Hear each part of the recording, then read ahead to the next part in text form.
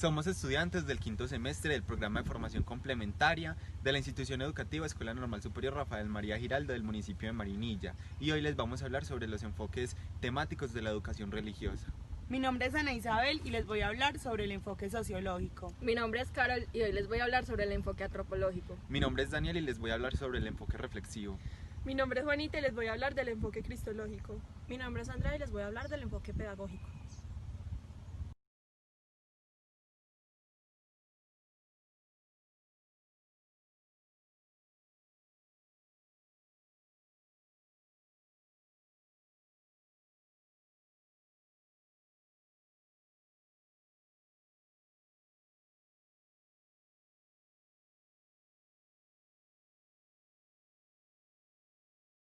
Antropología es la ciencia que estudia al ser humano en todas sus facetas, actividades y comportamiento, así como en las manifestaciones culturales.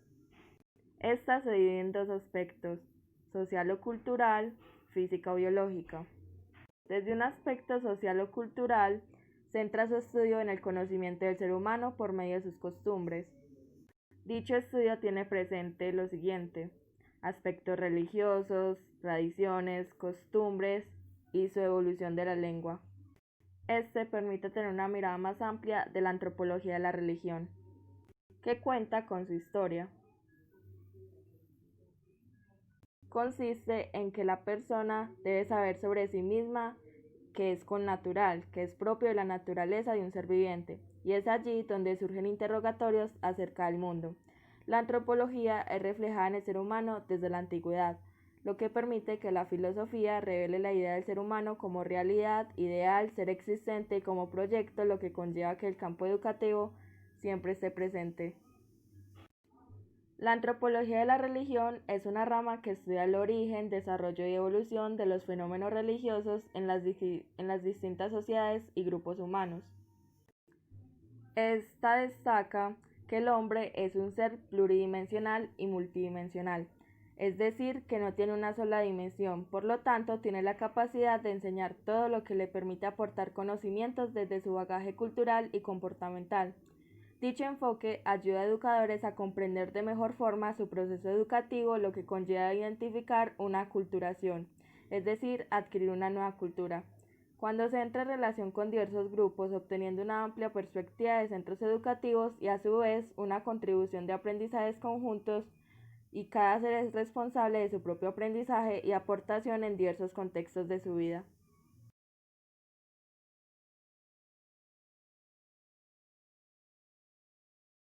Ahora vamos a hablar sobre la sociología. La sociología es la ciencia que estudia la sociedad en un contexto. Como idea principal, podemos decir que la sociología estudia los fenómenos colectivos producidos por la actividad social de los seres humanos dentro del contexto histórico-cultural en el que se encuentra inmerso. La idea secundaria de la sociología es que la sociología no es una sola, sino que tiene diversas ramas que le aportan a los seres humanos. Estas son sociología familiar, sociología política, sociología teórica, sociología urbana y sociología de la educación. Y como idea complementaria, podríamos decir que la sociología nos enseña a ser más empáticos hacia los problemas de los demás y nos enseña a comprender a las personas en sus diversos contextos. Cristológico. La cristología es la parte de la teología cristiana que dedica su estudio al papel que desempeña Jesús de Nazaret, desde los puntos de vista tanto como humanos, divinos, bajo el título de Cristo o el Mesías. Sin embargo, los detalles menores de su vida no son tan importantes para la cristología, y sí lo son más bien lo que genera la encarnación y los sucesos más importantes de su vida, como lo es su nacimiento, su muerte y su resurrección. Ahora vamos al punto de partida de la cristología. El punto de partida de la cristología es la fe. El depósito de la fe se ha transmitido de dos modos: la Sagrada Escritura y la tradición y oficio de interpretar auténticamente la palabra de Dios, escrita o transmitida a Dios, confiado únicamente al magisterio vivo de la Iglesia, cuya autoridad se ejerce en el nombre de Jesucristo. Santo Tomás de Aquino trata de explicar la existencia de Dios de una manera racional. Él escribió un libro que se llama La Suma Teología, donde demuestra la existencia de Dios de manera racional a través de 5 vías o 5 caminos. Cada una de estas es un proceso lógico que permite acceder al conocimiento de la existencia de un ser supremo como lo es Dios. La primera es: en el mundo hay cosas que cambian. Todo lo que se mueve es movido por otro y debe de haber un primer motor. La segunda es la eficiencia. Hay causas eficientes. Nada es causa de sí mismo. Todo necesita una causa anterior. Debe de haber una primera causa. La tercera: hay seres contingentes. Que todos los seres pudieran no haber existido es algo contingente. No daría sentido de la continuidad del universo. Debe existir un ser absolutamente necesario. Cuarto: hay seres con perfección relativa. Debe de haber un ser absolutamente perfecto que nos permita medir la perfección relativa. Y en el quinto tenemos: en el universo hay un orden. Debe de haber un ser inteligente que dirija ese orden en el universo. Ahora les voy a compartir 2 oraciones que nos las comparte Santo Tomás de Aquino en esta escritura.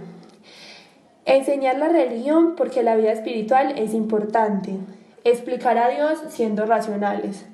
Aprendan a dar razón de su fe.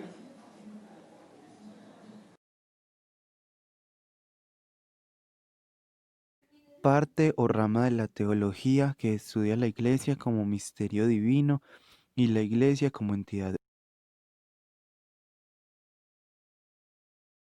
Parte o rama de la teología que estudia la Iglesia como misterio divino y la Iglesia como entidad humana.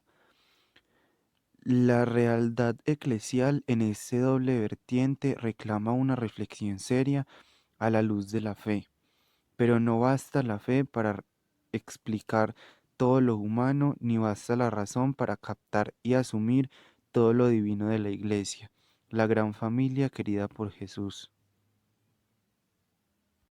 Puesto que la Iglesia era para los padres la salvación entera misma y bajo el aspecto visible, la comunión de las diversas iglesias locales, ellos no insistieron mucho en su estructura de cuerpo universal, pero no la desconocían, pues el segundo concilio afirmó que un sínodo ecuménico no puede reunirse sin consentimiento del Papa, y testimonios orientales atestiguan la imposibilidad de legislar en materia eclesiástica sin la conformidad del Papa. Eclesiología es la parte de la teología cristiana que dedica su estudio al papel que desempeña la Iglesia como una comunidad o entidad orgánica y a la comprensión de lo que Iglesia significa, su papel en la salvación, su origen, su relación con el Jesucristo histórico, su disciplina, su destino y su liderazgo. Al abordar la reflexión eclesiológica del Concilio Vaticano II, no se puede dejar de considerar que el propósito del concilio fue buscar una mayor fidelidad de la Iglesia a Cristo, fidelidad a su ser y a su misión en el mundo.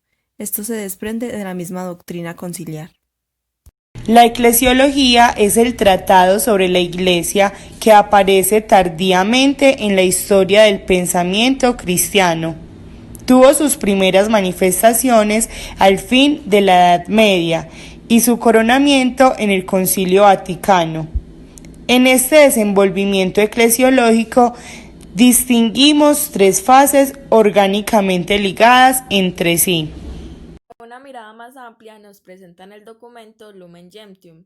A lo largo de este texto se hace un abordaje de distintos aspectos como el pueblo de Dios, el ministerio de la Iglesia, los laicos y por supuesto se hace relevancia a la Virgen María.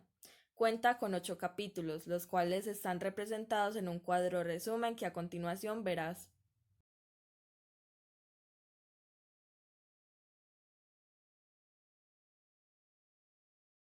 También hablaremos sobre el enfoque reflexivo.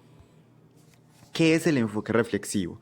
El concepto de enfoque reflexivo entre los docentes se basa en una visión constructivista del aprendizaje, según la cual el conocimiento sobre la práctica docente debe ser un conocimiento creado por el mismo sujeto en formación y no un conocimiento ya creado con anterioridad por tercero y transmitido por ello. Podemos resumir las características del profesor reflexivo como: es aquel que sabe gestionar muy bien su clase, critica las metodologías anteriores, hace investigaciones en clase y se observa entre profesores en clases.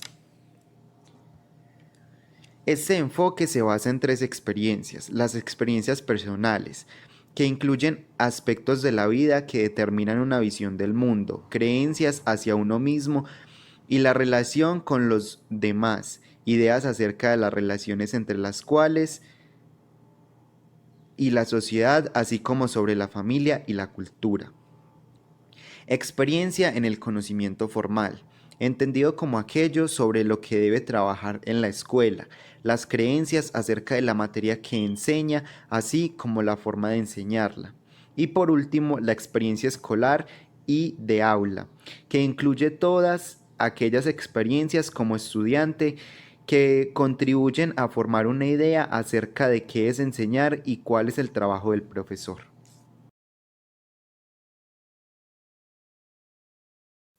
Enfoque pedagógico. La educación religiosa escolar aporta a la formación de las diversas dimensiones del ser humano, y si estos aprendizajes no tienen lugar, dicha formación no es completa ni integral. Dimensión antropológica. El saber religioso permite ahondar en la complejidad del humano, explica además los porqués de su existencia en el aquí y ahora. Dimensión histórica. Ahondar en el sentido de la propia tradición, los acontecimientos y de la formación de las culturas, costumbres y cosmovisiones. Es el vínculo del pasado con el presente. Dimensión cultural. Solo es posible comprender lo cultural cuando se entienden sus referentes religiosos y las explicaciones a las preguntas existenciales del ser humano, y que, de alguna manera, proporcionan el sentido de la vida humana. Dimensión intercultural. El diálogo religioso es estratégico, pues en el sustrato de toda cultura subsiste un conjunto de referencias de índole religiosa, que deben ser comprendidos y aceptados en aras de una convivencia pacífica. Dimensión sociológica. Solo es posible recuperar el sentido de la sociedad y de su organización a partir del conocimiento del saber religioso y de sus distintas articulaciones históricas. Dimensión lingüística. Una de las tareas centrales de la acción educativa es posibilitar la comprensión del sentido del lenguaje simbólico, mitológico y litúrgico. Dimensión metafísica. Es una tarea ineludible de la acción educativa formar al educando para que pueda indagar, encontrar y asumir actitudes y convicciones sobre cuestiones existenciales. Dimensión perfectible. Es fundamental asumir que somos seres proyectados hacia instancias superiores. Ello exige el conocimiento religioso y los elementos que caracterizan a la experiencia religiosa y a sus distintas traducciones culturales, históricas y lingüísticas, lo mismo que sus consecuencias a nivel antropológico y social.